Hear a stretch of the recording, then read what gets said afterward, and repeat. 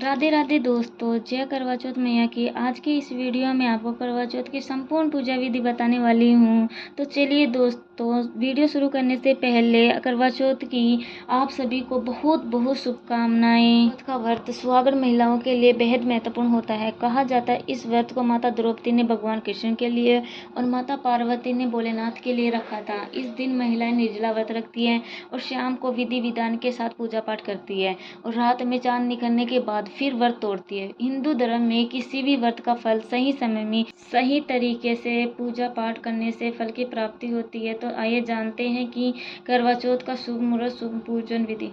हिंदू पंचांग के अनुसार 20 अक्टूबर यानी कल सुबह 6:46 से चतुर्थ तिथि शुरू होगी, जो कि 21 अक्टूबर की सुबह 4:16 तक रहेगी। वहीं करवा चौथ पर चंद्रोदय का समय शाम 7:54 पर बताया जा रहा है। चौथ की पूजन विधि, क्योंकि दोस्तों करवा चौथ के दिन एक पूजा होती है जो माताएं बहनें करती है। कुछ माताएं अकेले करती हैं तो कुछ माताएं बहनें अपने सखियों के साथ करती हैं।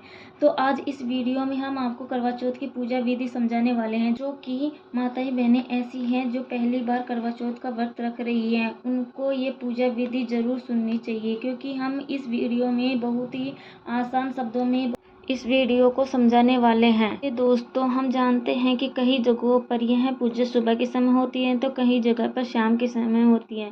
तो आपको हम पूजा विधि शाम के समय की बता देते हैं। देखिए दोस्तों, सबसे पहले आपके घर में पूजा का स्थान हो, वहाँ पर चौकी लगाकर लाल कपड़ा बिछा दीजिएगा। फिर उस पर देवताओं की स्थापना करें। इसके साथ ही पूजा के स्थान पर पूजन सामग्री धूप, दीप, चंदन, रोली, सिंदूर आदि एक साथ थाली में रख ले।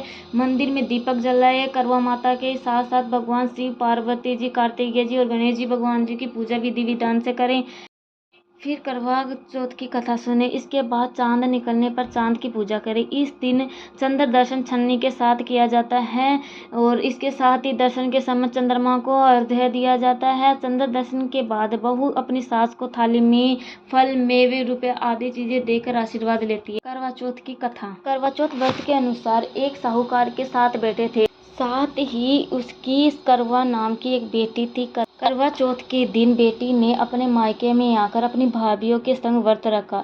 जब वे भोजन करने लगे तो करवा के भाइयों ने अपनी बहन को भी भोजन करने के लिए कहा। इस पर करवा ने कहा कि जब तक चांद नहीं निकलेगा तब तक भोजन नहीं करेगी।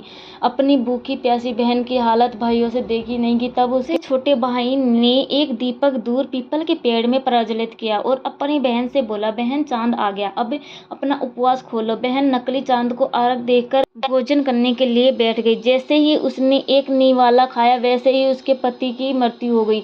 उसके बाद करवा शोकातुर होकर अपने पति के शव को लेकर 1 वर्ष तक बैठी रही और पति के शव पर उगने वाली घास को इकट्ठा करती रही।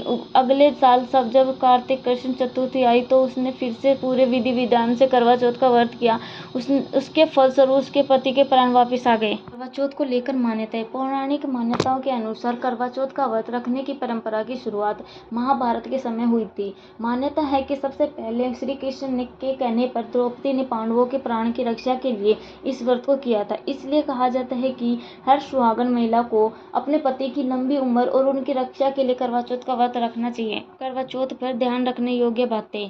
करवा चौथ के दिन 16 श्रृंगार किया जाता है। 16 श्रृंगार के बिना व्रत अधूरा माना जाता है। इस दिन काले, नीले और सफेद रंग के कपड़े पहनने से बचना चाहिए। इस दिन लाल और पीले कपड़े पहनना विशेष रूप से फलदायक होता है। इसके अलावा करवा चौथ के दिन तामसिक भोजन जैसे लहसुन, प्याज, मांस, मंदिरा का सेवन नहीं करना चाहिए, क्योंकि इस पावन दिन में ऐसा करना बहुत अशुभ माना जाता है। तो दोस्तों, अगर आपको मेरा वीडियो पसंद आए तो लाइक, सब्सक्राइब एंड शेयर जरूर करिए प्लीज़।